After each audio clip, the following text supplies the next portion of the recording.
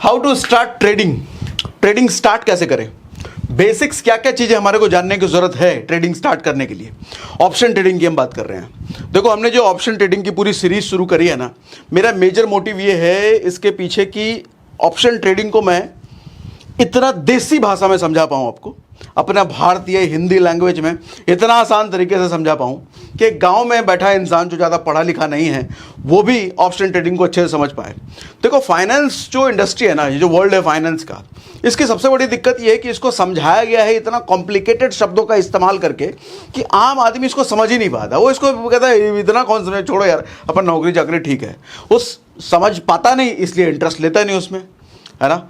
अब फाइनेंस का कोई भी आप देख लो, स्टॉक मार्केट देख लो, पर्सनल फाइनेंस देख लो, या कुछ भी आप देख लो जो कि फाइनेंस वर्ल्ड के अंदर आता है, चाहे ट्रेडिंग देख लो, ये शब्दों का इतना खेल है, इतने भारी भरकम शब्द हैं। उन शब्दों का मतलब अगर आप गूगल में सर्च करने जाओगे तो गूगल आपको ऐसे से मीनिंग निकाल के देगा, आपको वो मीनिंग तक समझ नहीं आएगा।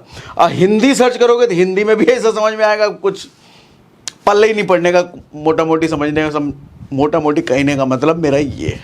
ठीक है, तो मेरा मोटिव क्या है, हमारा एजेंडा क्या है इस पूरी सीरीज को शुरू करने का, कि हम देसी भाषा में, भैया अपना जो देसी भाषा है उसमें पूरी डिलीवरी मैं आपको दे सकूं, पूरी ट्रेडिंग की जितना मैं जानता हूं। ठीक है, अच्छा, आज बहुत सारी टर्मिनोलॉजीज भी हम सीखेंगे, बेसिक टर्मिनोलॉजीज। जैसे पहले सेशन में मैंने टर्मिनोलॉजीज का कोई इस्तेमाल नहीं किया था। पहला जो हमने सेशन किया था उसमें हमने ये बात किया था कि स्टॉक ट्रेडिंग से कैसे ज़्यादा बेनिफिशियल हो सकता है ऑप्शन ट्रेडिंग, ऑप्शन ट्रेडिंग क्यों करते हैं लोग, वो हमने पहले सेशन पे बात करा था, जिसमें हमने कोई भी कॉम्प्लिकेटेड वर्ड का इस्तेमाल नहीं किया, कॉन्ट्रैक्ट, डेरिवेटिव, ये सब कुछ नहीं। लेकिन आज के सेशन में वो शब्दों का इस्तेमाल हम करेंगे। क्यों करेंगे सर? उन शब्दों का इस्तेमाल करके बेसिकली उनका देसी मीनिंग हम समझेंगे। मीनिंग नहीं, हम देसी मीनिंग से नहीं सीखेंगे, इसलिए क्योंकि जब आप किसी के वीडियो देख रहे हो या कोई टीवी इंटरव्यू देख रहे हो या सीएनबीसी देख रहे हो कुछ स्टॉक मार्केट से रिलेटेड, तो वहाँ पर भैया देसी भाषा तो यूज़ होगी नहीं, वहाँ पर वही कॉम्प्लिकेटेड शब्दों का इस्तेमाल होगा।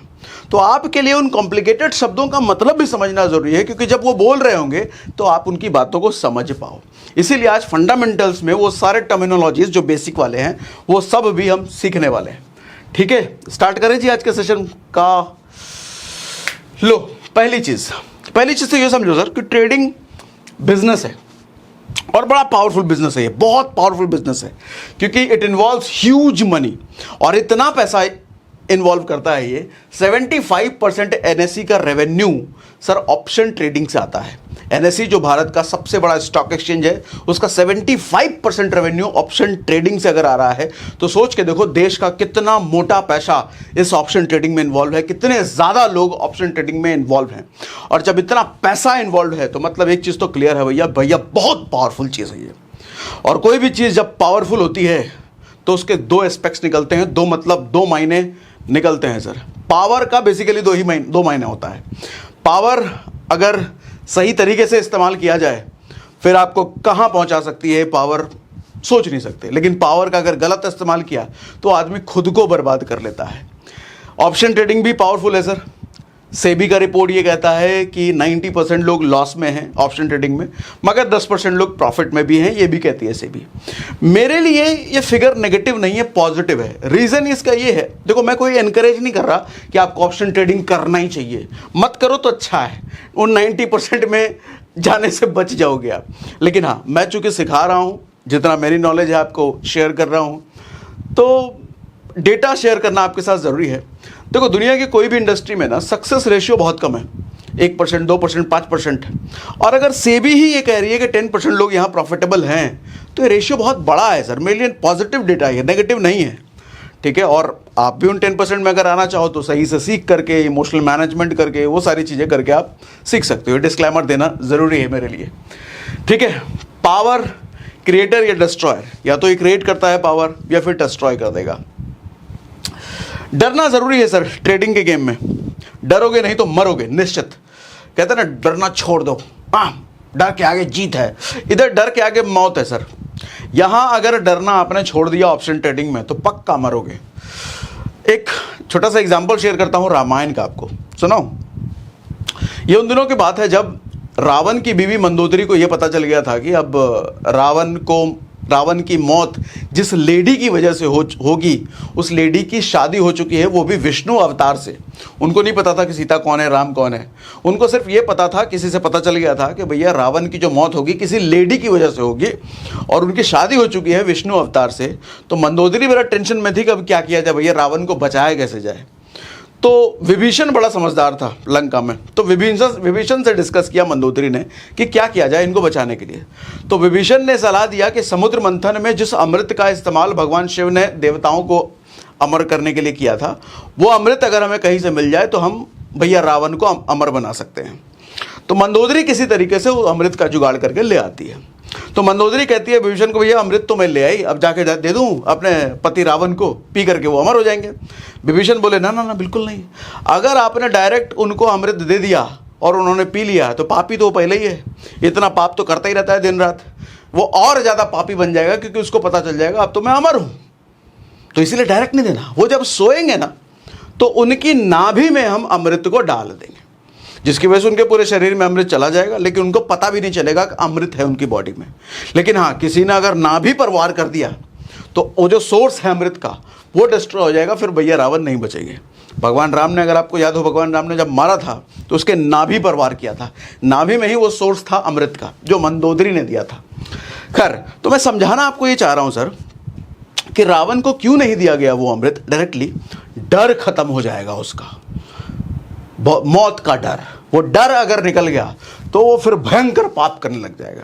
सिमिलरली ऑप्शन ट्रेडिंग में भी अगर आपके मन से डर निकल गया ना तो फिर आप पाप करने लग जाओगे, पापी बन जाओगे। यहाँ पाप का मतलब है कि कुछ भी, कितना भी पैसा लगा दिया, अनकैलकुलेटेड रिस्क ले लिया, लगा दो, इस पे लगा दो, ये सब करने लग जाओगे तो फिर तो भैया पैसा तो बर्बाद होगा ही। इसीलिए इधर डर ज़रूरी है, डर खत्म। देखो कहते हैं कॉन्फिडेंस होना अच्छी बात है, लेकिन मैं थोड़ा सा कॉन्फिडेंस को ना ऑप्शन ट्रेडिंग के मामले में ये थोड़ा सा नेगेटिव वर्ड है, क्योंकि कॉन्फिडेंस ही वो चीज़ है जिस आदमी में कॉन्फिडेंस बढ़ता चला जाता है ना ऑप्शन ट्रेडिंग में, वो रिस्क ज़्यादा लेने लग जाता है, और जहाँ रिस्क ज़्यादा होता है वहाँ पैसा फिर आदमी गंवाता है। तो मैं कहूँगा आपकी रिस्क टेकिंग कैपेबिलिटी थोड़ी कम ही हो तो अच्छा। हाँ, समय के साथ आपकी बढ़ेगी, बाद में कॉन्फिडेंस वगैरह वो सब तो अपने आप बढ़ेगा, लेकिन शुरुआत में आपका कॉन्फिडेंस कम ही रहना चाहिए, अच्छा है। डर ज़्यादा हो तो अच्छा है, आपका कैपिटल सेफ रहेगा, पैसा सेफ रहेगा। समझे मेरी बात? तो इतनी बात समझ में आ रही है। अब बढ़ते हैं आगे। अच्छा, ये जो स्लाइड्स मैं आपको दिखा रहा हूँ ना, ये सब मैं आपको शेयर कर दूंगा। कैसे शेयर करूंगा बताऊंगा। Trading versus investing, basic terminology जो हम सीख रहे हैं। तो इसमें बहुत सारे लोग पूछते हैं ट्रेडिंग क्या है, इन्वेस्टिंग क्या है। देखो, खेल सारा समय का है। समय, अगर आपने कुछ भी खरीदा, कोई स्टॉक खरीदा, शेयर खरीदा, ऑप्शन खरीदा, अगर ज़्यादा समय तक आप अपने पास रख रहे हो तो वो इन्वेस्टिंग हो गया। हालांकि ऑप्शन में इन्वेस्टिंग नहीं होता है, क्योंकि ऑप्शन को आप सालों तक होल्ड नहीं कर सकते, कुछ हफ्तों या कुछ महीनों तक, लेकिन स्टॉक को तो कर सकते हैं। तो इन्वेस्टिंग का मतलब स्टॉक ही आप समझो, ऑप्शन में इन्वेस्टिंग नहीं होती, ऑप्शन में तो ट्रेडिंग हुई। होता क्या है, short term trading, long term trading. Sir कोई स्टॉक अगर आप 6 महीने से अंदर, 6 महीने से 1 साल, अगर मान लो 6 महीने से 1 साल के बीच तक होल्ड करके रखा हुआ है आपने, बेचा नहीं है, तो शॉर्ट टर्म इन्वेस्टिंग है।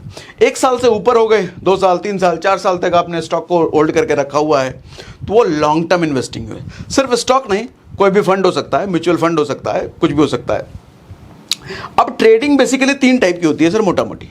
ट्रेडिंग में सबसे पहला टाइप है सर इंट्राडे, जो मैक्सिमम लोग करते हैं, मैक्सिमम लोग। इंट्राडे, इंट्राडे का मतलब क्या होता है, एक ही दिन के अंदर स्क्वायर ऑफ। अब स्क्वायर ऑफ एक नया वर्ड आ गया है ना। स्क्वायर ऑफ का मतलब क्या होता है, स्क्वायर का मतलब होता है ऐसा, चौड़ा, और ऑफ का मतलब खत्म। हालांकि फालतू बात कर रहा हूं मैं, ऐसे चौड़ाई से कोई मतलब नहीं है।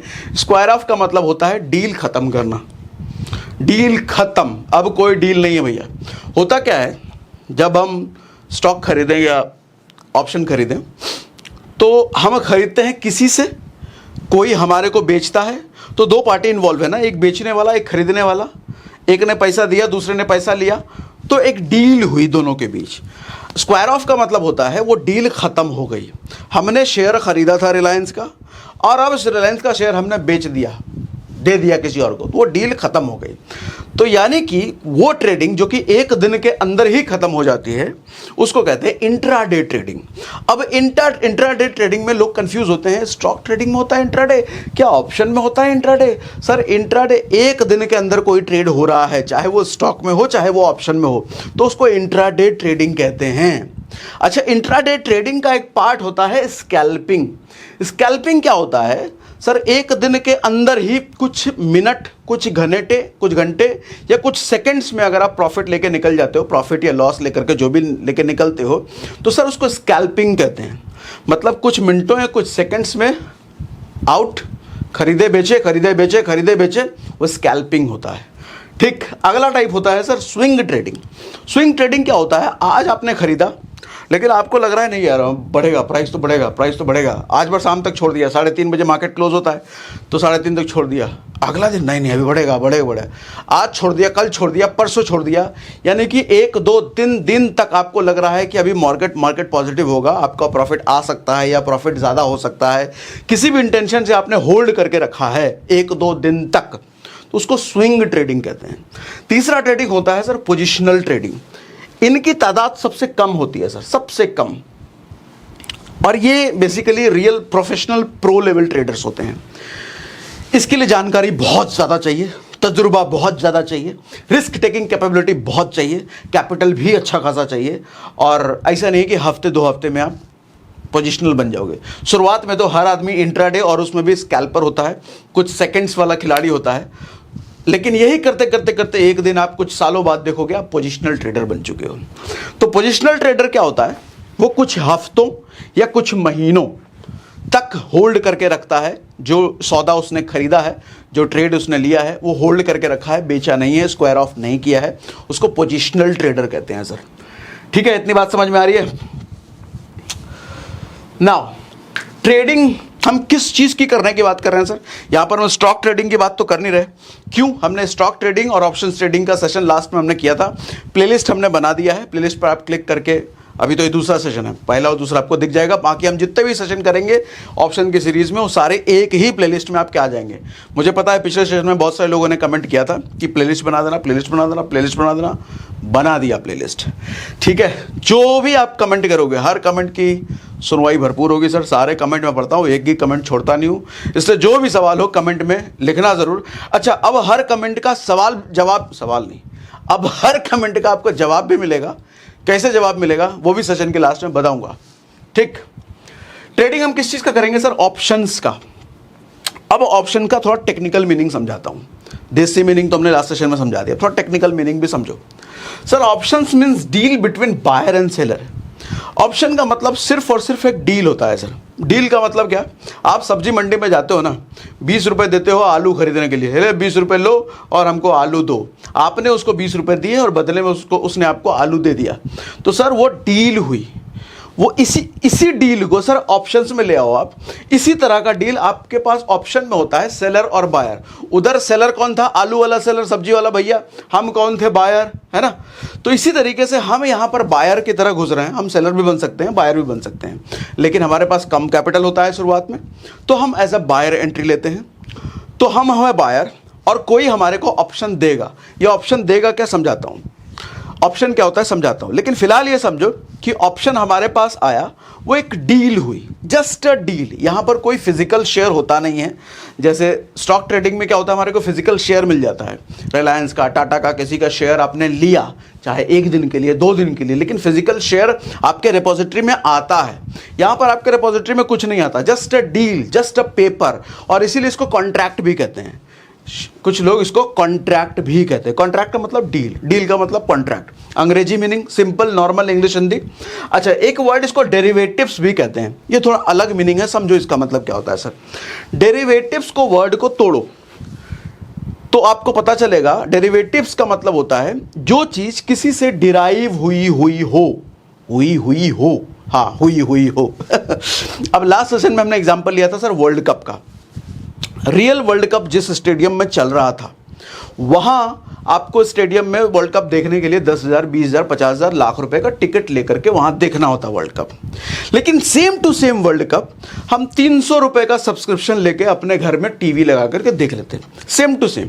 क्या ऐसा होता कि विराट कोहली ने वहां छक्का मारा तो हमारे को यहाँ चौका दिखेगा? नहीं, वहां छक्का मारा तो हमारे को भी छक्का ही दिखेगा। सेम टू सेम जो उधर चल रहा है सब कुछ सेम, लेकिन हमने 10-20,000 खर्चा नहीं किया, हमने 300 रुपए खर्च किया, वो भी साल का, और पूरा का पूरा मैच देख लिया। यानी कि उधर छक्का लगेगा तो इधर छक्का दिखेगा, उधर आउट होगा तो इधर आउट होगा, जो चीज उधर होगी सेम टू सेम इधर होगी। यानी कि हम कह सकते हैं जो टीवी पर हम देख रहे हैं मैच, ये डिराइव्ड है उस एक्चुअल वर्ल्ड कप से जो स्टेडियम में हो रहा है, डिराइव्ड वहीं से निकला है, हिंदी में निकला है, समझ लो। कह सकते हैं? हाँ, कह सकते हैं। अच्छा, दूसरा एग्जाम्पल, 1 करोड़ के फ्लैट का एग्जाम्पल लिया था। 1 करोड़ के फ्लैट में हमारे को रहना है, लेकिन 1 करोड़ रुपए है नहीं, और उसी 1 करोड़ के फ्लैट का रेंट है सर 30,000 रुपये महीना। तो मैं 30,000 रुपये महीना दे करके उस 1 करोड़ के फ्लैट में रह सकता हूं। अब क्या ये कह सकते हैं कि 1 करोड़ का फ्लैट 30,000 रुपये रेंट, ये जो 30,000 रुपये रेंट है, क्या उस 1 करोड़ की वजह से कहने का मतलब समझाता हूं, कल को हो सकता है उस 1 करोड़ के फ्लैट की कीमत 1.25 करोड़ रुपए होगी, तो उस टाइम भी क्या रेंट 30,000 रहेगा? नहीं, 1.25 करोड़ होने की वजह से रेंट भी तो बढ़ेगा, रेंट हो सकता है 30,000 से 40,000 हो जाए। अच्छा, उस 1 करोड़ के फ्लैट की कीमत 1.25 करोड़ नहीं 1.5 करोड़ हो गई, तो हो सकता है रेंट भी अब 50,000 हो जाए। 2 करोड़ हो गई तो रेंट भी अब 60,000 हो जाएगा। मतलब फ्लैट के एक्चुअल कॉस्ट जैसे जैसे बढ़ेगी, रेंट भी उसी हिसाब से बढ़ता रहेगा। तो हम कह सकते हैं क्या ये रेंट एक्चुअल कॉस्ट से डिराइव्ड है, निकला है? हाँ जी, मतलब ये जो रेंट है ये पूरी तरीके से डिपेंडेंट है actual cost per. Actual cost घटेगा तो रेंट भी घटेगा, एक्चुअल कॉस्ट बढ़ेगा तो रेंट भी बढ़ेगा, समझ गए? इसी तरीके से ऑप्शन है सर, ये डिराइव्ड है एक्चुअल स्टॉक से, एक्चुअल शेयर से। हम अगर रिलायंस का ऑप्शन ट्रेड कर रहे हैं, हमने लास्ट सेशन में बात किया था ना, रिलायंस का ट्रेड 6 लाख रुपए, 250 स्टॉक, नहीं देखा तो पुराना सेशन देखना, प्लेलिस्ट में है। खैर, तो रिलायंस के शेयर की कीमत अगर बढ़ रही है तो मेरे ऑप्शन का भी प्राइस बढ़ेगा, उधर अगर घट रहा है तो इधर ऑप्शन का भी घटेगा। हाँ, रिलायंस के प्राइस की कीमत के लिए, रिलायंस फिजिकल है वो, उसके लिए ज़्यादा कीमत पे करना पड़ता, लेकिन यहाँ कम। लास्ट सेशन में हमने दिखाया था 250 शेयर अगर आप रिलायंस का लेते हो तो तकरीबन 6 लाख रुपए से ज़्यादा आपको पे करना पड़ेगा, लेकिन वही 250 शेयर का ऑप्शन अगर हम लेते हैं तो हमारे को सिर्फ 3 से 4 हज़ार रुपये देना पड़ता है मात्र। कहाँ 6 लाख रुपए, कहाँ 3 से 4 हज़ार रुपये। अच्छा, 10% बढ़ने पर रिलायंस का जो 10% बढ़ेगा, जो प्रॉफिट उधर होगा सेम प्रॉफिट इधर होगा, सिर्फ 3 से 4 हज़ार लगा करके मैं 6 लाख वाला प्रॉफिट लूँगा। ठीक है, समझ आ रही है? डिराइव्ड इसलिए कहते हैं डेरिवेटिव, जो चीज किसी से डिराइव हुई हो उसको डेरिवेटिव्स कहते हैं। तो option is derivatives from actual stock. पहले के समय क्या होता था कि ऑप्शन जो बनाया गया था, अच्छा रियल पर्पस आ गया क्या? बढ़ तो नहीं गया ये? हाँ, अगला स्लाइड आ गया, चलो 1 मिनट रुको, पिछला में क्या था कहीं हम भूल ना जाए। हाँ, इसका कोई फिजिकल एग्जिस्टेंस नहीं होता, ठीक। अगले में सर रियल पर्पस समझो ऑप्शन का, ये बनाया क्यों गया था? ये हेजिंग, बहुत बार आपने वर्ड सुना होगा, हेजिंग के लिए बनाया गया, हेजिंग के लिए बनाया गया। हेजिंग का देसी मतलब समझाता हूँ सर। हिंदी में गूगल पे सर्च करोगे तो आपको लिखा आएगा प्रतिरक्षा होता है, बचाव व्यवस्था होता है। क्या मतलब होता है सर प्रतिरक्षा और बचाव व्यवस्था का? सर मान लो आपने, अच्छा मान लो क्या, डायरेक्ट स्टॉक मार्केट का ही एग्जाम्पल लेते हैं। पहले क्या होता था सर, किसी ने मान लो रिलायंस का शेयर खरीद लिया 1 करोड़ रुपए का।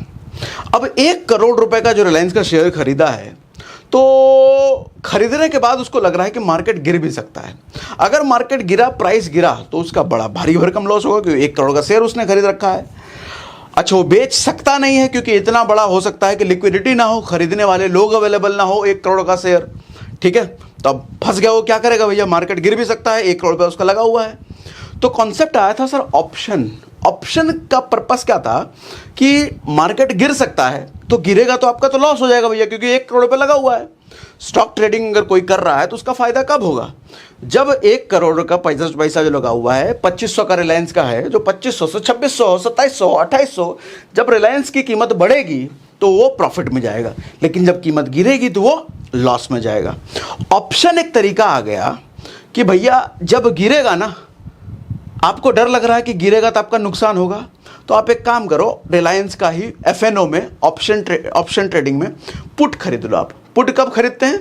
जब हमारे को लगता है कि मार्केट गिरेगा और गिरते हुए मार्केट में हम प्रॉफिट कमाना चाहते हैं तो हम पुट खरीद लेते हैं। ठीक, तो आपने उधर 1 करोड़ तो लगा ही रखा है, उतने पैसे का आप इधर, या उतना तो नहीं लगाने की जरूरत है क्योंकि उधर आपने स्टॉक डिलीवरी ली है, उसका छोटा मोटा अमाउंट कुछ लाख या कुछ हज़ार रुपए इधर पुट में लगा दो, और जैसे ही मार्केट इधर गिरेगा तो आपका लॉस नहीं होगा। वहां तो लॉस होगा डिलीवरी में, लेकिन ऑप्शन में प्रॉफिट हो जाएगा पुट की वजह से, तो उधर का लॉस इधर प्रॉफिट बन गया।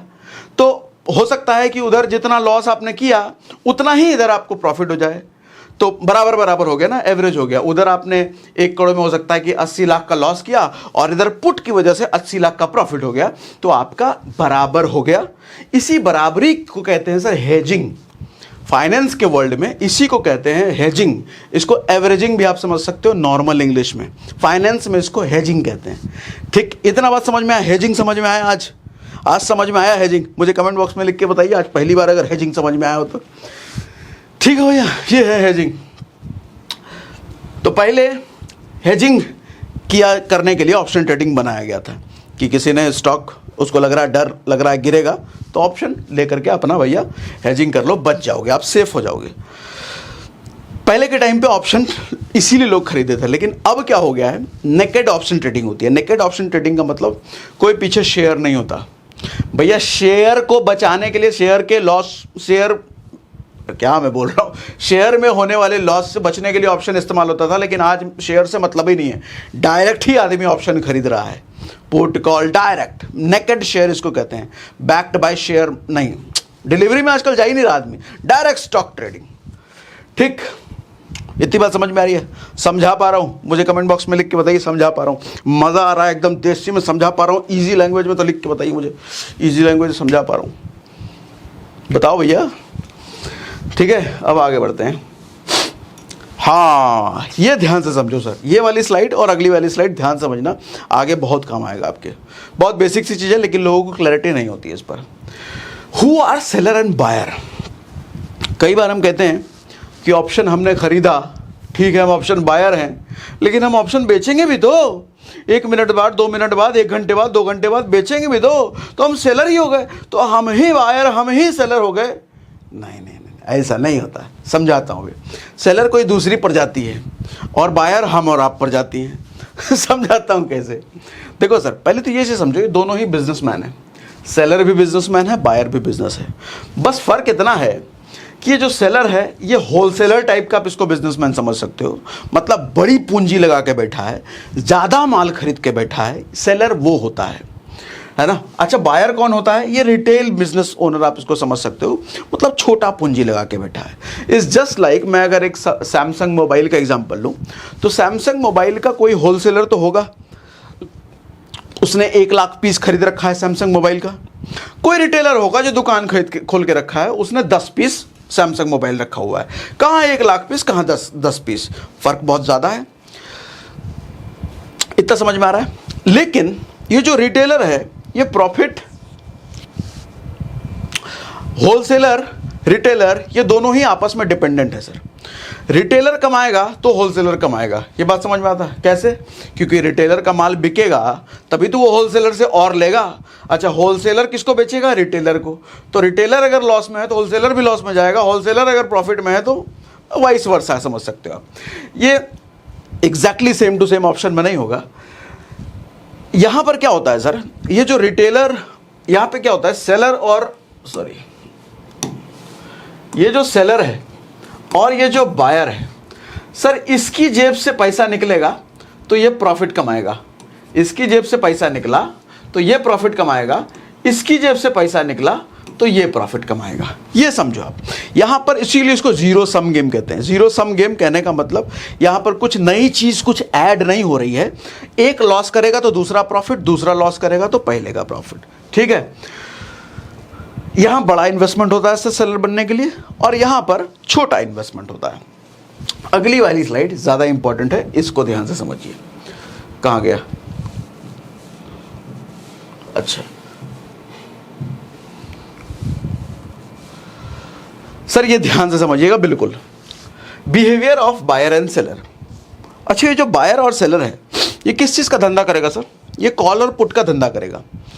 कॉल एक खरीदेगा तो दूसरा बेचेगा, पुट एक खरीदेगा दूसरा बेचेगा। अच्छा, पुट और कॉल हम कब खरीदते हैं? हम अगर बायर हैं, यहाँ से समझो, यहाँ समझाता हूँ। यहाँ मैंने लिखा सर बायर और यहाँ सेलर, यहाँ कॉल और यहाँ पुट।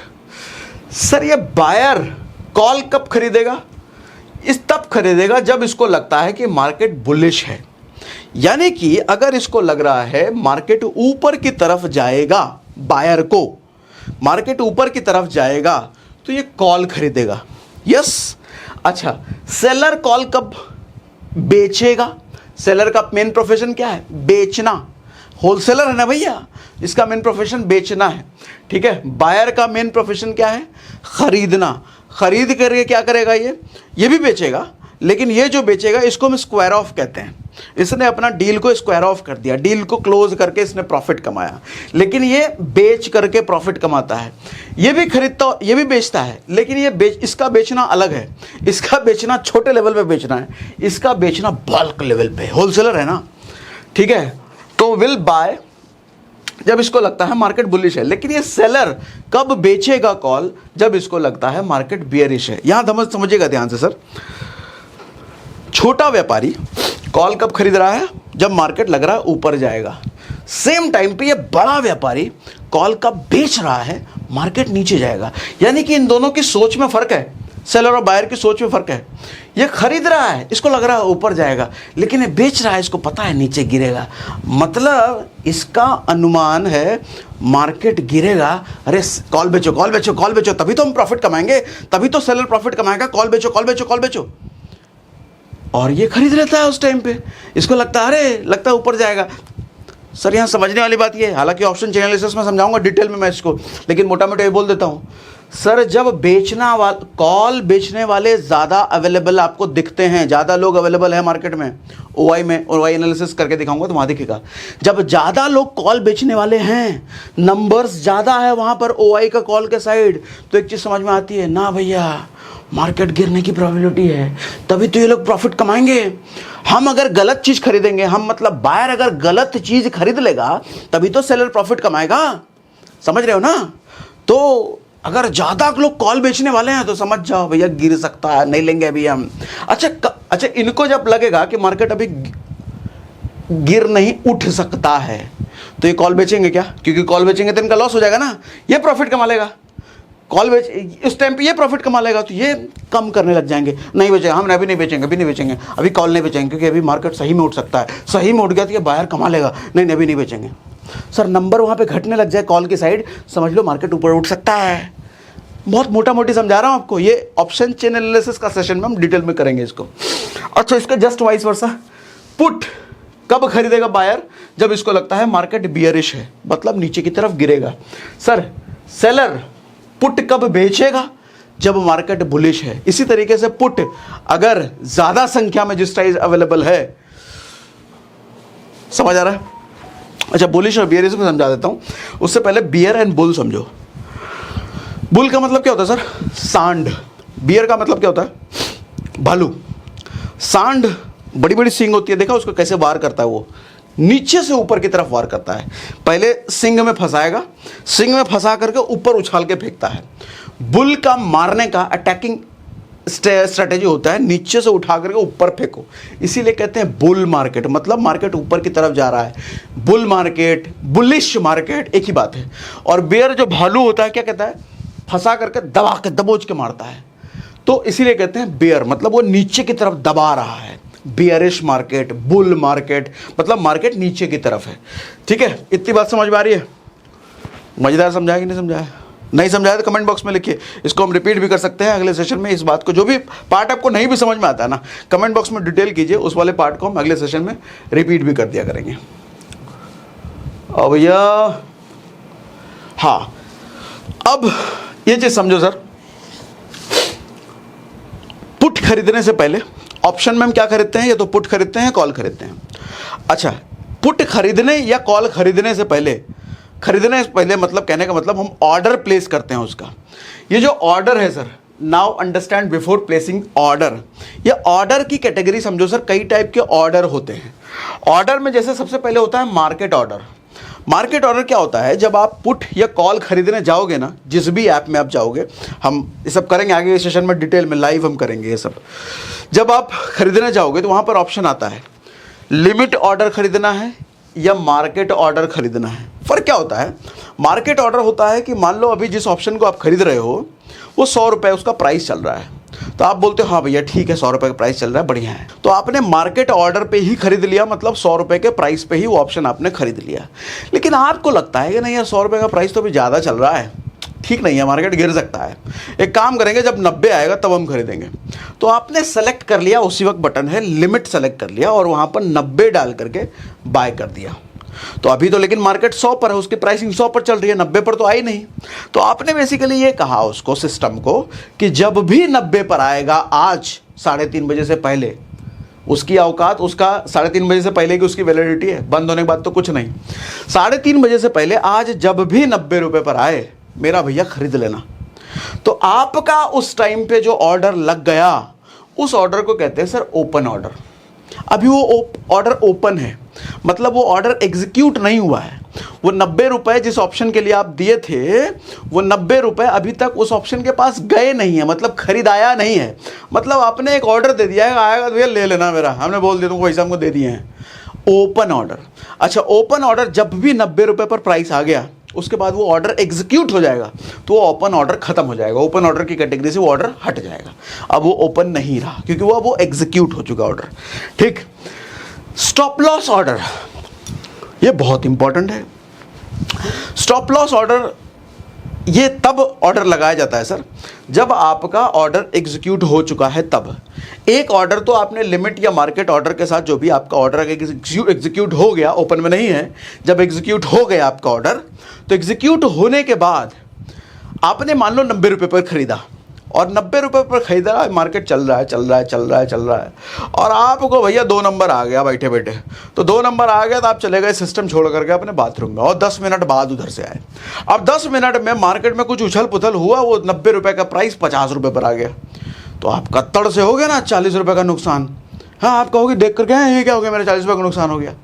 लेकिन आप उस 40 रुपये के नुकसान से बच सकते थे अगर उसके साथ ही आपने स्टॉप लॉस ऑर्डर भी डाल दिया होता।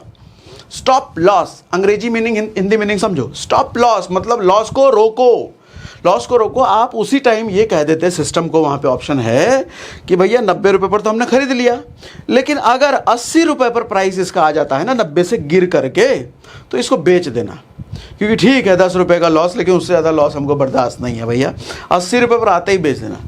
अब होगा कि आप बाथरूम चले तो गए, लेकिन उसी बीच में जैसे ही 80 पर आया होगा ना, उसी टाइम आपका सौदा स्क्वायर ऑफ हो गया होगा, आपकी डील स्क्वायर ऑफ हो गई होगी, आपका चीज़ बिक गया होगा, तो आप 10 रुपये के लॉस लेकर के बाहर निकल गए। तो आपका जो 40 रुपये का लॉस होने वाला था वो बच गया, 10 रुपये के लॉस पे ही काम हो गया। तो स्टॉप लॉस का पर्पस ये होता है कि भैया बड़े लॉस से मैं बच जाऊं छोटा सा लॉस करके। स्टॉप लॉस का मतलब ऐसा नहीं कि लॉस बिल्कुल ना हो मेरा, छोटा लॉस लेकर के निकल जाऊं। स्टॉप लॉस का पर्पस ये।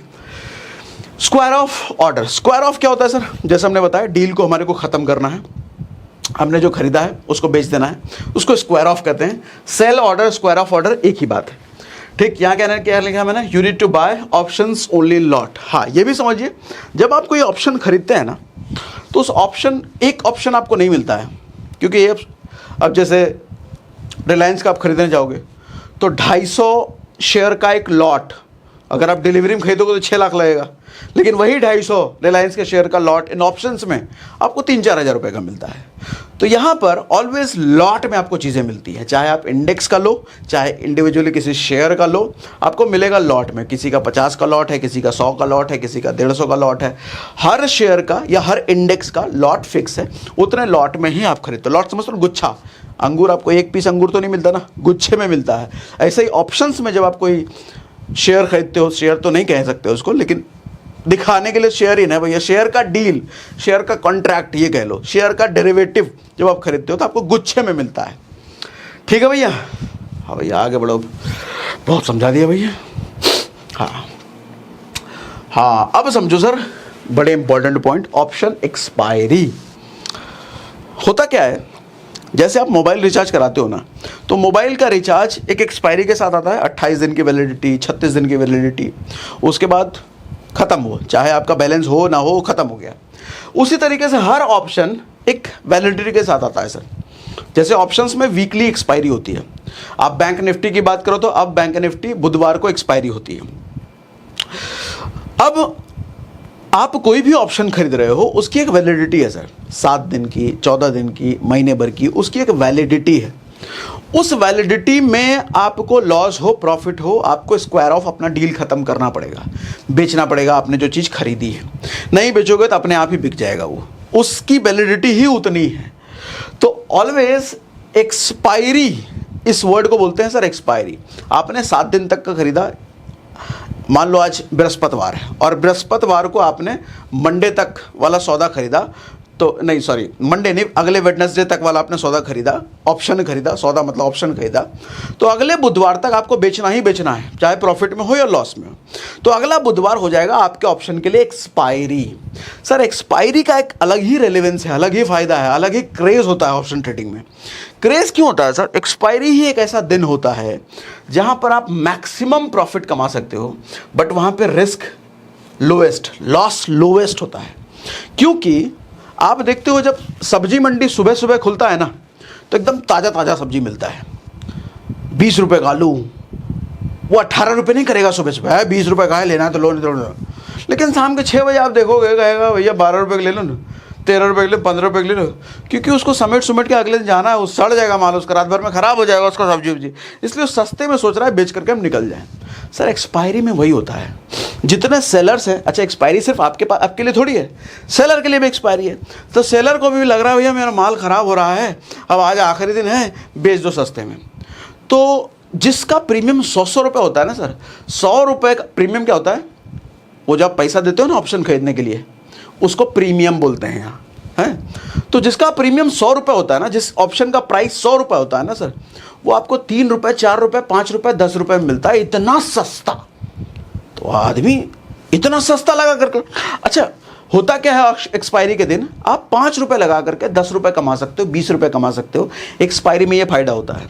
अच्छा ऑप्शन की अच्छी चीज़ क्या है, 5 रुपये लगाया है तो लॉस कितने का हो सकता है सर? 5 ही रुपये का हो सकता है, लेकिन फ़ायदा कितने का हो सकता है? तो अनलिमिटेड फ़ायदा तो कितने भी हो सकता है। तो यहाँ पर चूंकि सौदा बहुत सस्ते में मिल रहा होता है, ऑप्शन बहुत सस्ते में मिल रहा होता है, तो तभी कहते हैं मैक्सिमम प्रॉफिट कमाने वाला दिन होता है वो, बट जो लॉस होगा वो लोएस्ट, क्योंकि बहुत सस्ते में चीज़ मिल रही होती है। नॉर्मल डे में जो चीज़ आपको 100 रुपये की मिल रही होती है, एक्सपायरी में वही चीज़ 5 रुपये, 10 रुपये की मिल रही होती है। इसलिए एक्सपायरी दिन का एक अलग ही क्रेज़ होता है ट्रेडर्स के बीच। चीपेस्ट डील अवेलेबल होती है सर एक्सपायरी के दिन, ठीक है। हाँ, अब सवाल ये आता है सर, बहुत सारे लोग कुछ सवाल पूछा था लास्ट सेशन में, मिनिमम कितने अमाउंट से ट्रेड शुरू करें? ध्यान समझिएगा सर, इंपॉर्टेंट है। होता क्या है, मान लो अगर आप 10,000 रुपये से ट्रेड करते हो, तो 10,000 रुपये आपने जब इन्वेस्ट किया बैंक निफ्टी में या किसी रिलायंस किसी भी शेयर में, ऑप्शंस में, तो जब आपको लॉस हो रहा है मान लो, तो 10,000 का लॉस एकदम अगले ही सेकंड 10,000 से ज़ीरो हो जाएगा, ऐसा नहीं होगा सर।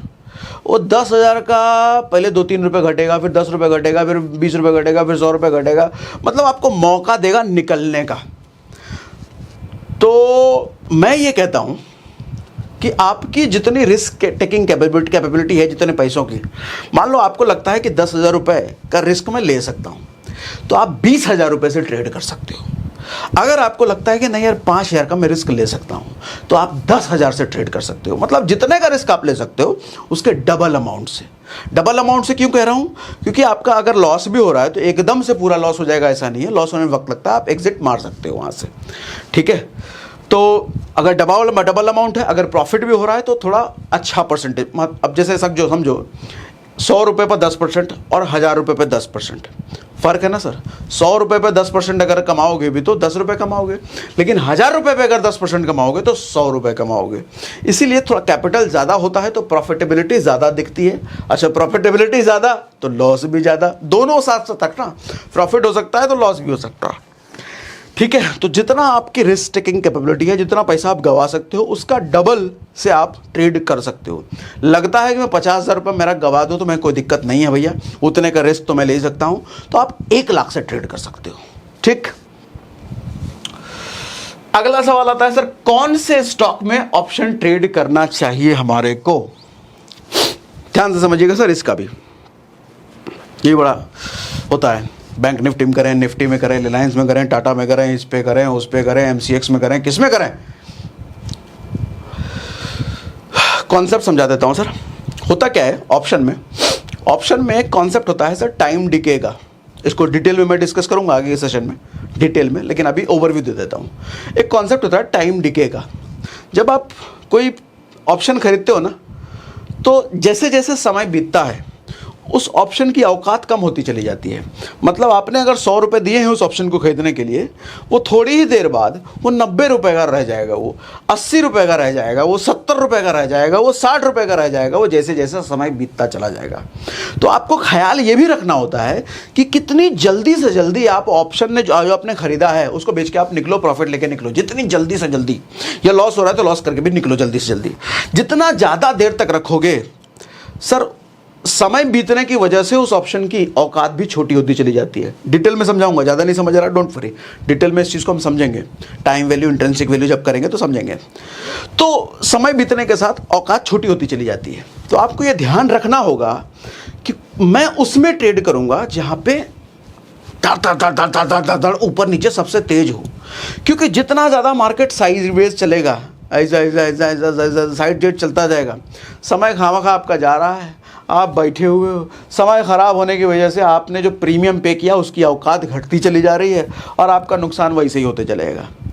ठीक है, तो आपको कोशिश ये करना है जितने कम समय में निकलो। कम समय में अगर निकलना है तो आपको कोई एक ऐसा स्टॉक ढूंढना पड़ेगा जिसमें डम डम डम डम डम डम उतार चढ़ाव बड़ी तेजी से होता है, जल्दी से। मतलब जिस भी स्टॉक की स्पीड बहुत तेज है आगे बढ़ने की, चाहे वो नीचे जाने की ऊपर जाने की, जो भी स्पीड का मतलब ऐसे नहीं कि ऊपर ही जाने का, नीचे भी अगर स्पीड से जा रहा है ऊपर भी स्पीड से जा रहा है, उस स्टॉक में ऑप्शन ट्रेडिंग करना ज़्यादा फायदेमंद है। और इसीलिए एक ऐसा स्टॉक तो नहीं कहूँगा, वो इंडेक्स है बैंक निफ्टी, जहाँ पर सबसे ज़्यादा उतार चढ़ाव देखने को मिलता है। तो ट्रेडर्स का फेवरेट होता है इसीलिए बैंक निफ्टी। आप हालांकि किसी भी स्टॉक में कर सकते हो जो FNO futures and options, futures पर हम बात करेंगे। फ्यूचर एंड ऑप्शन एक साथ इसको कहते हैं।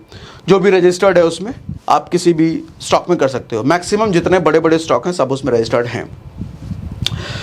इंडेक्स में भी कर सकते हो, निफ्टी में भी कर सकते हो, बैंक निफ्टी में भी कर सकते हो। बैंक निफ्टी एक ऐसा इंडेक्स है जिसमें फ्लक्चुएशंस बहुत तेज होता है, मतलब उसकी गति सबसे ज़्यादा तेज है। तो आदमी जल्द से जल्द प्रॉफिट या जल्द से जल्द लॉस, दोनों जल्द से जल्द उसमें कर सकता है। इसीलिए ट्रेडर्स का फेवरेट होता है बैंक निफ्टी। अब आपकी मर्जी, आप किसी में भी कर सकते हो। हाँ, ज़्यादा फ्लक्चुएशन चाहिए, ज़्यादा स्पीड चाहिए, ज़्यादा गति चाहिए तो बैंक निफ्टी सबसे अच्छा है। ठीक है, you should trade where movement of price is fastest due to time decay. Time decay का कॉन्सेप्ट हम समझेंगे आगे डिटेल में। आओ भैया, अच्छा अब हाँ, get the instant answer of your question. आपके सवालों का इंस्टेंट आंसर कैसे मिले? हाँ, इसका भी जुगाड़ हमने ढूंढ लिया सर। हमने आपको डिस्क्रिप्शन में टेलीग्राम का लिंक दिया है। इस टेलीग्राम में हम वो फालतू काम नहीं करने वाले, ट्रेड कॉल वो सब नहीं देने वाले। इस टेलीग्राम चैनल का पर्पस ये है कि आपके सवालों का जवाब, आपके कॉन्सेप्ट की क्लैरिटी की जा सके। तो होता क्या है कि यूट्यूब पर सवाल का जवाब दे भी दो तो हर आदमी उसको नहीं देख पाता है। एक वीडियो में एक सवाल का जवाब दे दिया, अब दूसरे आदमी को पता ही नहीं वहाँ पे सवाल जवाब दिया गया, तो लिस्ट टाइप तो ऐसा कुछ नहीं है ना। तो हमने एक सोल्यूशन निकला, टेलीग्राम चैनल। जिस चैनल में आज आप जुड़ रहे हो, आप 10 दिन पहले उसमें क्या पूछा गया था, क्या बात हुई थी, आप वो सब पढ़ सकते हो। तो टेलीग्राम चैनल हमने उसका लिंक दे दिया है। तो उसको आप ज्वाइन करने से आपको फ़ायदा क्या होगा? आप अपने सवाल को तो उसमें नहीं पूछ पाओगे, टेलीग्राम चैनल में आप पोस्ट नहीं कर पाओगे। सवाल आप लिखिए इस वीडियो के कमेंट में, इस वीडियो या इस पूरी सीरीज़ में जो चल रहा होगा उसके वीडियो के कमेंट में आप सवाल लिखिए आपने। उसी सवाल का स्क्रीनशॉट लेकर के उसका आंसर टेलीग्राम चैनल में आपको मिल जाया करेगा। इससे क्या होगा कि आपके बाद भी अगर कोई आदमी देख रहा है, जहाँ ज्वाइन किया है चैनल, तो वो स्क्रॉल डाउन करके ऊपर के सारे सवालों के जवाब वो देख सकता है। तो डुप्लीकेसी ऑफ सवाल कम होंगे उससे। पुराने दूसरे लोगों के द्वारा पूछे गए सवालों के जवाब भी वो पढ़ सकता है बहुत ईजिली। प्लस जो हम पीडीएफ यहाँ पे आपको दिखाया करेंगे, जो यूज़ करा करेंगे हम स्लाइड्स, ये स्लाइड भी हम उसमें टेलीग्राम चैनल में शेयर कर दिया करेंगे। तो नए पुराने सारे आपको एक ही जगह पर अवेलेबल होंगे। प्लस हमारा अपना टेलीग्राम चैनल के बारे में बात करना अब ज़रूरी इसलिए भी हो गया है कि भैया हमारा जो ओरिजिनल वाला टेलीग्राम चैनल है आज के टाइम पे लगभग 8000 फॉलोअर हैं उस पर, सिर्फ 8000। लेकिन नकली इतने बने हुए हैं, ट्रेड विद सागर सिन्हा और पता नहीं क्या क्या सर, लाख 1.5 लाख और कितना कितना मोटा मोटा फॉलोअर बेस लेके बैठे हैं और 2 नंबर काम किया जा रहा है उनमें हमारे नाम पर। ट्रेड कॉल दे रहे हैं भैया, सेबी के खिलाफ है ये सब चीज़ें करना। ट्रेड कॉल दे रहे हैं, नाम हमारा लिख दिया है सागर सिन्हा ट्रेडिंग, ट्रेड विद सागर सिन्हा और पता नहीं क्या क्या, ऑप्शन ट्रेडिंग सागर सिन्हा। और लोग समझ रहे हैं सागर सिन्हा ही है, उधर पैसा लगा रहे हैं, फंस रहे हैं, बर्बाद हो रहे हैं, लुट रहे हैं। हम देख भी रहे थे, हम क्या करें भैया। कुछ ग्रुप्स को तो हमने बंद भी करवाया, लेकिन एक ग्रुप बंद करवाओ, ये कीड़ों की तरह होते हैं, वायरस की तरह होते हैं, एक बंद करवाओ 10 पैदा हो जाते हैं। तो हमने समझा कि हम अगर अपने टेलीग्राम चैनल की बात करेंगे बार बार तो लोगों को समझ में आएगा कि भैया ओरिजिनल ये टेलीग्राम चैनल है, वो नकली में नहीं जाना है। ठीक है, तो इसलिए भी टेलीग्राम चैनल का लिंक हमने अब डाल दिया है। फेक टेलीग्राम चैनल से बचें भैया, फालतू इधर उधर पैसा मत लगाएं। मैं कहीं भी किसी भी टेलीग्राम चैनल पे आपको किसी भी जगह पर पैसा इन्वेस्ट करने की सलाह कभी नहीं देता। ठीक है, तो आज के सेशन में इतना ही। बाकी कुछ सवाल निकल रहा है तो सारे कमेंट बॉक्स में ज़रूर लिखिए, टेलीग्राम चैनल पर उसका आंसर किया जाएगा। और पूरी सीरीज़ हम कर रहे हैं भैया, माफ़ी चाहूँगा ये वाला सेशन तो आने में 5 दिन हमारे को लग गए, लेकिन हर 2-3 दिन पे आपको अगला सेशन मिलता रहेगा। हर 2 से 3 दिन, उससे ज़्यादा डिले नहीं होगा। हर 2 से 3 दिन पे आपको अगला सेशन मिलता चला जाएगा। 20 से 25 टोटल वीडियोज़ हम करने वाले हैं इस ऑप्शन सीरीज़ में। देसी भाषा में समझाऊँगा, बिल्कुल बेसिक तरीके से, आसान करते हुए सब कुछ। मज़ा आया आज के सेशन में? मुझे कमेंट बॉक्स में लिख के बताइए, मज़ा आ गया। अरे लिख के बतावा हो।